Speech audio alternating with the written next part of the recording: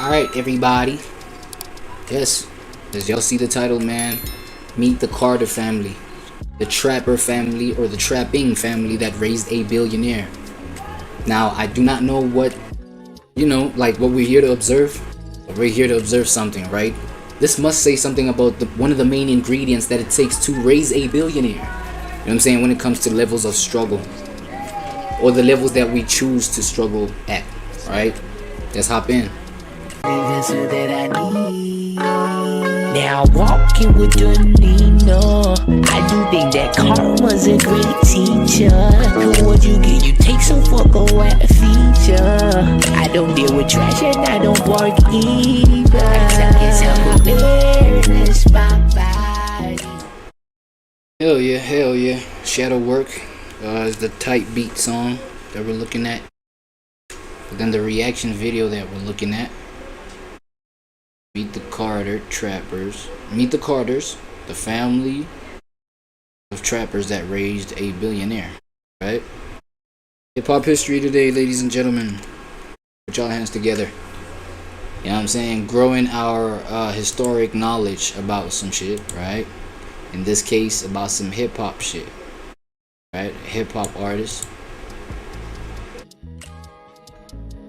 Yeah, hey bro, don't mind. Yo, try and not let the background song like distract you. It's a whole lot of people making a noise outside my door, bro. That shit always pisses me the fuck off, right? So I'm just gonna have to play this song a little bit louder today. I hope this is not too distracting. Just bear with me, bro, please. Right? Look, I'm finna fix my mic issues. You know what I'm saying? I saw that one comment that other time. Yo, I hope this is not too distracting, y'all. I saw that comment that one time, man. I'ma be on it. I'm on it. You know what I'm saying? I mean, this shit still gotta like travel to me, right? So, yeah. Alright, let's get into it. It's a nuanced song, you know. It's like tough locations, and that's just the way the world was set up. But just like the things that we owe. What if I told you that the world's first hip-hop billionaire once shot his own brother over a stolen ring when he was just 12 years old? That this same kid, who grew up in one of Brooklyn's most dangerous housing projects, would go on to build a $2.5 billion empire while his single mother worked multiple jobs just to keep the lights on? Today we're diving deep into the untold story of the Carter family, the hardworking parents that and broken home that somehow produced Sean Carter, better known as Jay-Z. We're going to explore how a father's abandonment turned a mother into both parents, how poverty pushed a gifted kid into the crack game, and how one family's struggle became the foundation for hip-hop's greatest success story. But here's the thing, fam. This ain't your typical rags to riches fairy tale. This is about real pain, real choices, and real consequences that shaped not just a rapper, but an entire generation. So smash that like button if you're ready for the truth. Hit subscribe because we're about to break down some serious family dynamics, and stick around until the end because the way Jay-Z eventually reconnected with his father will blow your mind. Let's set the scene, because understanding where Jay-Z came from is crucial to understanding who he became. We're talking about the Marcy houses in Bedford-Stuyvesant, Brooklyn.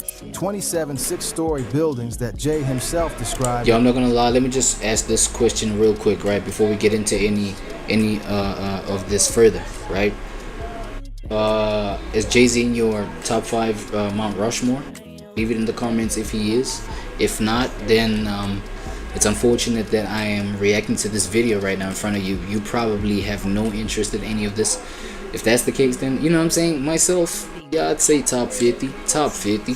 Yeah, he's in the top 50 Mount Rushmore for sure. There's huge islands built mostly in the middle of nowhere, designed to warehouse lives. This wasn't just any rough neighborhood gang. This was ground zero for the crack epidemic that destroyed black communities across America in the 1980s. When Sean Carter was born in 1969, the Marcy projects were already struggling.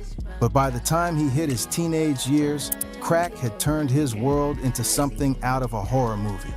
Picture this. Kids playing football had to dodge glass shards that covered what passed for grass.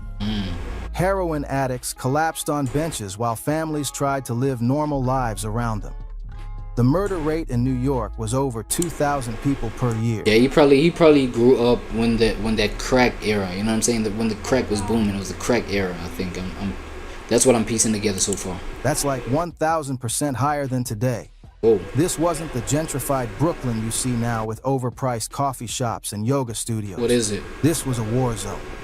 The Marcy projects consisted of 1,705 apartments housing over 4,000 residents, mostly black families who had been systematically excluded from better neighborhoods through redlining and discriminatory housing practices. The buildings themselves were poorly maintained. Elevators that rarely worked, hallways that reeked of urine and despair, and apartments with thin walls that couldn't block out the sounds of domestic violence, drug deals, and gunshots. During the crack epidemic of the 1980s, the projects became what sociologists called an open-air drug market. Dealers operated openly in the courtyards and stairwells, turning what should have been safe spaces for children into dangerous territories controlled by armed teenagers. The police response was either non-existent or brutally aggressive, with no middle ground that actually helped the community.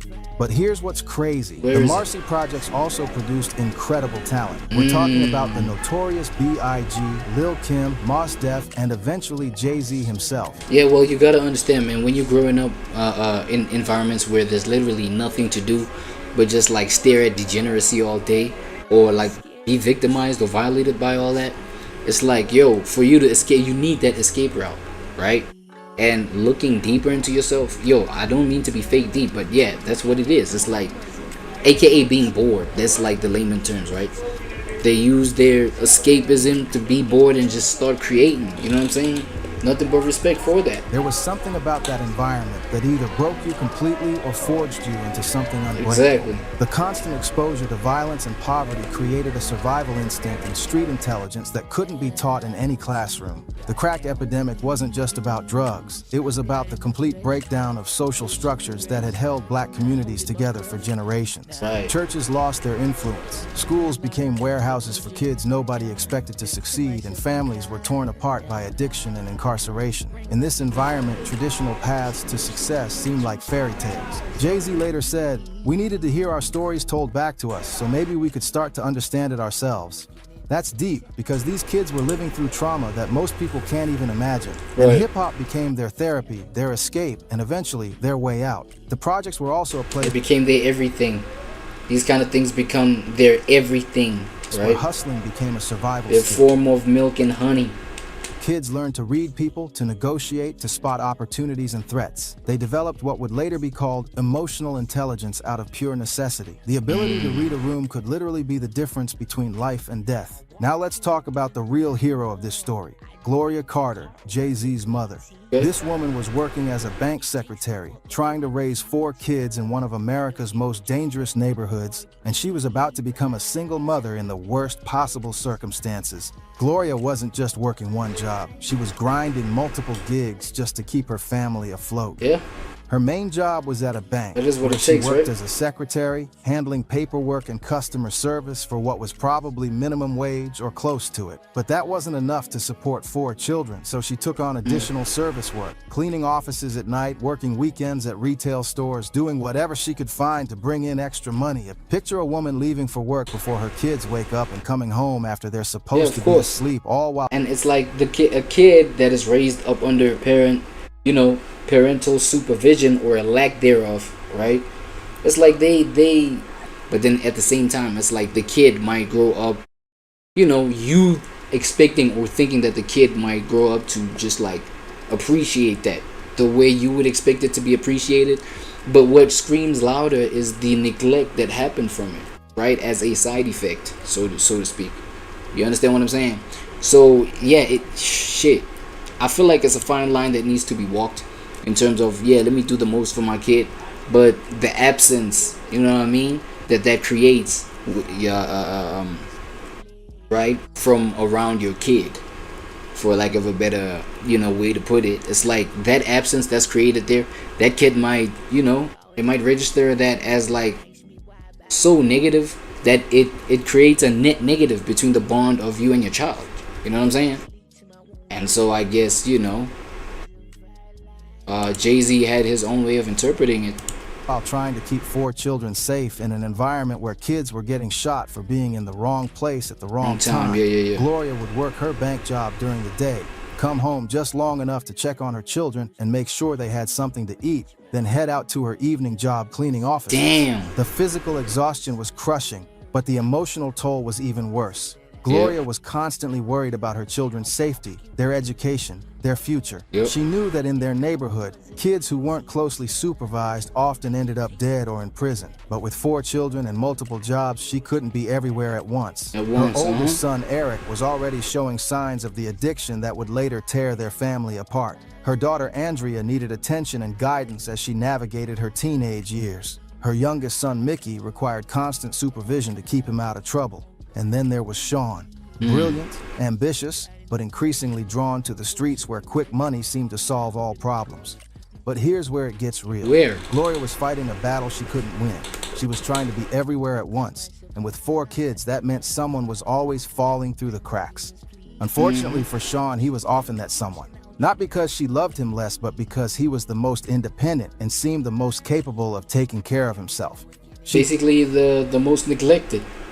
And I'd imagine he's a Zoomer, right? He's a baby boomer. No, not a Zoomer. Fuck, not a baby boomer. Like a Gen X. Alright? Tried everything she could think of to keep him safe and occupied. She bought him boom boxes, speakers, anything to keep him in the house and away from the streets. She enrolled him in programs when she could afford them. She talked to him constantly about the importance of education and staying out of trouble. But she was one person trying to do the job of 2 parents, and the streets of Brooklyn were calling to a young, intelligent kid who was watching his family struggle. Gloria also had to deal with the judgment of other people in the community. Some neighbors criticized her for working so much, saying she should be home with her children. Others criticized her for not working enough, suggesting that if she just tried harder, her family wouldn't be struggling. Yeah, well, you see what I'm saying? That's the point of, you know, that's the moral of that part of the story there. Others, right? Who gives a fuck? Fuck the others. You know what I'm saying? You break your back trying to please the others, and they never will be pleased. How the hell are people, and who are these others, bro? Because I'm thinking, well, at the time when, you know, Jay-Z was like little, was young as fuck, it's like, you know, there was no like clout towards the Carter family, because I mean, Jay-Z is still like a kid. He ain't got the traction or whatever. So who are these others that are affecting her so much that it's getting to her, right? The fact that she, you know, she's not present enough with the kids, or whatever it was. Criticized her for working so much. Right? Saying she should be home with her children. And then others that, who are these others? Okay, it might be family members, right? Others criticized her for not working enough, suggesting that if she just tried harder, her family wouldn't be struggling. She couldn't win, and the constant criticism added to her stress and exhaustion. The financial pressure was relentless. Gloria would sometimes have to choose between paying the electric bill and buying groceries. She would stretch meals to last longer, water down milk to make it go further, and shop at thrift stores for clothes. She became an expert at making something from nothing, but the constant stress of financial insecurity took its toll on her health and her relationships with her children. What makes Gloria's story even more powerful is that she never gave up on her son, even when he made choices that could have destroyed him. That's great. And I feel like that's another thing that makes great people, legendary people. Bro, I feel like the support of your mother really does go a long way. Facts. You know what I'm saying? All the mothers that like look out for their kids, or just like support their kids on their journeys. Because another journey that I want to just like highlight is Kanye West.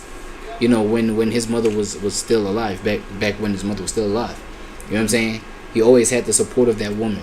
You know what I mean? And then look at Ye right now. He's legendary status. He's been legendary status. You understand what I'm saying? So that shit, that's the kind of stuff that's like crucial too. You know what I mean? I would say. You feel me? With their family. When she found out Sean was dealing drugs, she was terrified but didn't abandon him. She continued to love him, support him, and believed that he could change his life. She stood by him through his drug dealing years, through his early rap career when nobody believed in him, and eventually watched him become one of the most successful artists in history. Yeah. Gloria's strength came from her faith and her absolute belief that her children deserved better than what their circumstances offered them. Nice. She refused to accept that poverty was permanent or that her children were destined to repeat the cycles of violence and addiction that surrounded them. That belief, more than anything else, is what kept the Carter family together during their darkest moments. Now we got to talk about Adnis Reeves, Jay-Z's father, because his absence shaped everything that came after. When Jay was 11 years old, his father just left. No explanation, no goodbye, Just disappeared? no forwarding address. One day he was there, the next day he wasn't. But the story of why he left is more complicated Now you see me, now you don't, nigga. than just deadbeat dad abandons family. Alright. Adnis Reeves was a man trying to navigate an impossible situation in an environment that offered few. Oh, so his dad's last name is Reeves, right? Not Carter. So I guess he stuck with his mother's name, last name, right? Instead of taking his dad's because they went out together. Okay. Yeah, it makes sense. Okay. Good options for black men in the 1970s and 80s. He was working whatever jobs he could find. Construction work when it was available, factory jobs that paid barely enough to survive, service industry work that offered no benefits or job security. The economic opportunities for black men without college degrees were severely limited, and the stress of trying to provide for a family of 6 on poverty wages was crushing. But here's the thing that makes this story more complicated than just economic pressure. According to Jay-Z himself, his father was dealing with serious trauma that nobody in the family understood at the time. Adnis's younger brother had been murdered, and instead of getting justice through the legal system, Adnis spent his nights roaming the streets looking for his brother's killer. Picture this scenario. You're a young father with 4 kids, your baby brother gets stabbed to death, the police don't do anything about it, and the killer is still walking around your neighborhood. Every night you're torn between staying home with your family and going out to find the person who destroyed yours. The grief is eating you alive, but you can't just let your brother's murder go unavenged. Jay-Z later explained it like this. My mom is looking at him like, where the hell are you going? You got kids here. But how it sounds to him is, Yeah, and I feel like, it's one of those neighborhoods where crime is so prevalent that, you know what I'm saying, you end up thinking, yo, the cops is either in on these things, you know what I'm saying, on these kind of crimes that be going on and whatever, they just be paid off, or really, like, they're not doing their job, so you end up, like, obviously not trusting in the justice system. You might want to take the justice, the justice of your little brother, for example, in Jay-Z's little brother's case, right? Yeah, man. It's pressure. It's pressure. It's pressure. you want me to choose between you and my baby brother. That's where the fracture happened. The trauma of losing his brother, combined with the pressure of trying to provide for a family in an impossible economic situation, led Adnis to start using drugs. Jay-Z said, the trauma of the event, coupled with the drugs, caused him to lose his soul. What started as a way to numb the pain of grief became an addiction that made him unreliable, unpredictable, and eventually absent. But the drug use wasn't just about grief. It was also about the daily humiliation of being a black man in America in the 1970s. Yeah, but then again, you know what I'm saying? The question is then, like, how did he then, like, get to gravitating towards the opportunity for making a living using these drugs that are destroying the family, right? You just gotta think the kind of, like, twisted position that it puts you in. The kind of weird position that this kind of lifestyle, this kind of environment puts you in. You know what I'm saying?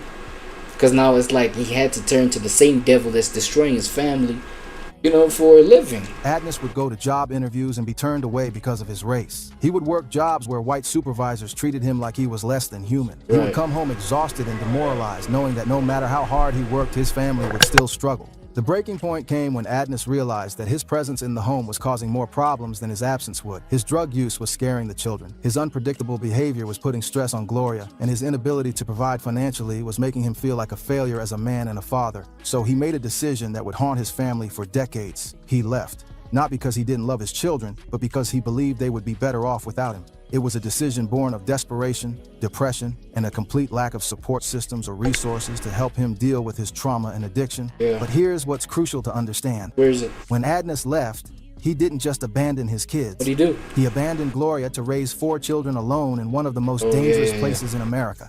That abandonment didn't just hurt Jay-Z. It fundamentally changed who Gloria had to become as a person. The absence of a father figure also meant that Jay and his siblings had to look elsewhere for male role models.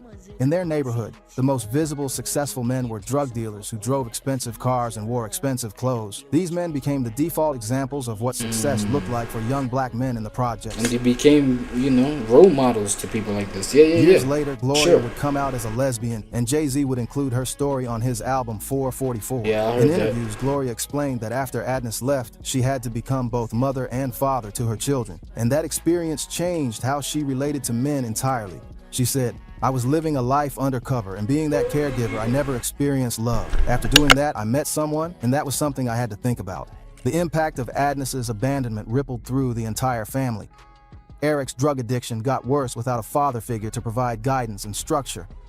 Andrea struggled with relationships and trust issues. Mickey acted out in school and on the streets. And Sean developed a deep anger toward his father that would influence his music and his relationships for decades. This is where the story gets really dark. So he was the only artistic one. He was the only one that relied on the pen, right? And it's a moment that Jay-Z has never shied away from discussing, even though it haunts him to this day. When Jay was 12 years old, he shot his older brother Eric in the shoulder over a stove. 12? That shit happened he was 12?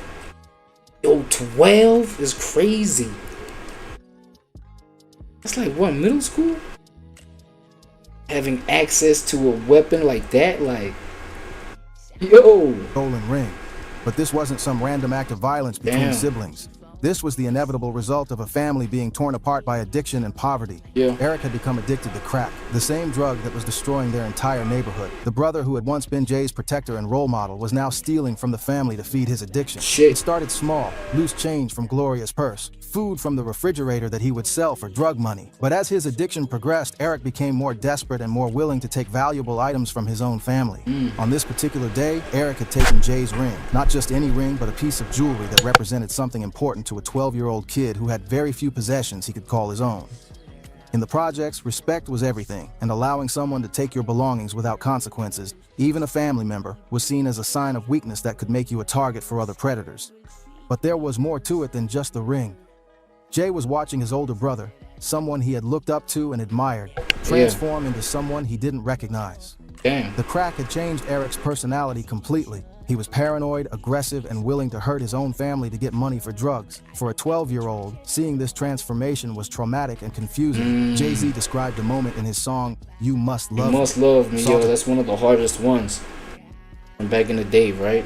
If you know, you know, man. Devil in your eyes, high off more than weed, confused, I just closed my young eyes and squeezed. What a sound. Opened my eyes just in time to see you stumbling to the ground. Think about what this means for a 12-year-old kid.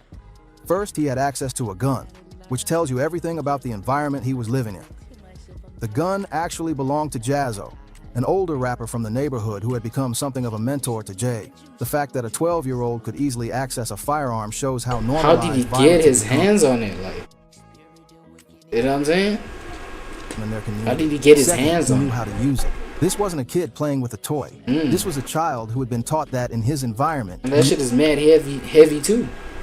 Needed to be prepared to defend yourself and your family. The streets had already taught him that sometimes violence was the only language that people understood. Third, he was in a situation where he felt like he had no choice but to use it against his own family member. There was no adult supervision. Gloria was at work, trying to keep the family financially afloat. There was no father figure to mediate the conflict. There were no social services or community programs to help families dealing with addiction. Jay was essentially on his own, trying to protect what little his family had from his own brother. The shooting happened in their apartment, in what should have been a safe space for both brothers. The sound of the gunshot echoed through the thin walls of the projects, alerting neighbors to another act of violence in a community that was already saturated with trauma. But here's the most incredible part of this story. Where is it? Eric didn't press charges. When Jay visited him in the hospital, his brother apologized for what crack had turned him into. He does say that in the song. That "You Must Love Me" song. Yo, y'all listen to that song, man. Y'all don't know, listen to that song, man. Like, it paints a clear, vivid picture. Back when actually raps, like, could be used to paint clear pictures, you know what I'm saying? Right now it's like a bunch of things thrown into like one verse and, you know, into one beat, like, but then it was like, yo, really paintings, bro. Well, not even painting, because that even makes it sound fake deep, but like, really, it's like you watching, you know, one of these YouTube videos. watching like the clip unfold. You feel me? The real life experience unfold is crazy.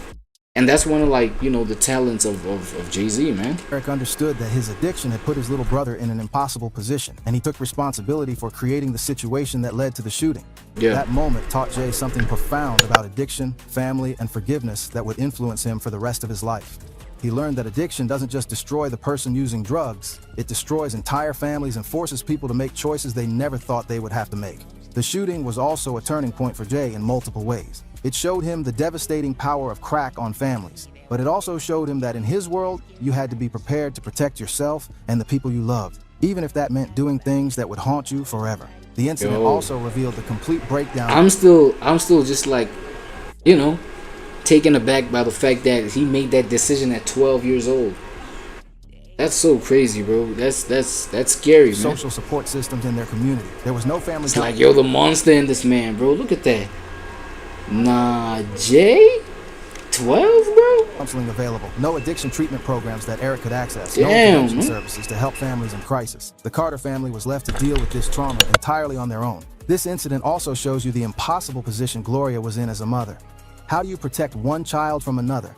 How do you get help for a drug-addicted son while keeping your other children safe? How do you explain to a 12-year-old that sometimes violence feels like the only option when the system has failed your family completely? These are good questions. The shooting became a defining moment in Jay's understanding of right and wrong, family loyalty, and the consequences of choices. It taught him that even people you love can become dangerous when they're controlled by addiction, and that sometimes protecting your family means making decisions that will haunt you for the rest of your life. Here's something that might surprise you. Jay-Z was actually a gifted student. He attended George Westinghouse Career and Technical Education High School in Brooklyn. Is he a straight-A student and shit? The same school as Busta Rhymes and the notorious B.I.G., and he scored extremely high on standardized tests. This wasn't a kid who couldn't succeed in school. This was a kid who was too smart for his own good. And but then, yeah, you gotta, like, just look at his trajectory in terms of the moves that he made, you know what I'm saying? To have the kind of status, you know, the level of status that he got. That can only be the work of an intelligent man, bro. That's a fact, right? Like, what he was able to amass, you know, able to build. Business moves, you feel what I'm saying? Like, all that shit, that can only be the work of an intelligent man, not no slow person. You know what I mean? So he wasn't just like a mischievous kid as a result of his past and shit like that, right? But he did have a mind that he could utilize to just, like, you know, I don't know, look at his demons and be like, yo, this is not where we're trying to stay at. You feel me? And at that point, that's when he used the intelligence, you know, that he had to just, like, move away from that shit in an intelligent way. Environment where being smart didn't pay the bills. Jay's teachers recognized his intelligence early on. He had an exceptional memory, could solve complex problems quickly, and showed natural leadership abilities. In a different environment, with different opportunities, he might have been the kid who got a scholarship to college and became a doctor or lawyer. But in the Marcy projects in the 1980s, academic achievement felt irrelevant to the immediate challenges of survival. The school system itself was failing kids like Jay. Overcrowded classrooms, outdated textbooks, teachers who were overwhelmed and underpaid. The education being offered wasn't preparing students for success in the legitimate economy. Many of Jay's classmates were already involved in the drug trade, and they were making more money as teenagers than their teachers were making as adults. But intelligence without opportunity can be dangerous, and Jay was watching his mother work multiple jobs just to keep them barely above water, while drug dealers his age were making more money in a week than she made in a year. The math was simple, even for a gifted student. The legitimate economy wasn't offering him or his family a path. Because here's the thing, with somebody intelligent, they're gonna want to use their intelligence, right? They're gonna want to utilize that shit. They're gonna want to, like, put it to use, because, like, you cannot feel useless. It's kind of just impossible to feel useless. You know what I'm saying? As somebody who's gifted, you know what I mean? So you are going to see where, you know, you could just put your gifted mind to use, right? So, but then now it becomes whether you do that in a dark way or the right way. Feel me? So yeah. Out of poverty. Well, with him, he was in both. We now know this because he did the dark moves, right? The whole selling drugs. you know, his contribution to just destroying the, you know, the community. But then he came back and cleaned it up, right? So yeah, he's partook in like both sides. He started selling crack when he was 13 years old. Yeah, look at that. Let that sink in for a minute. 13 years old. While other kids were 13, bro.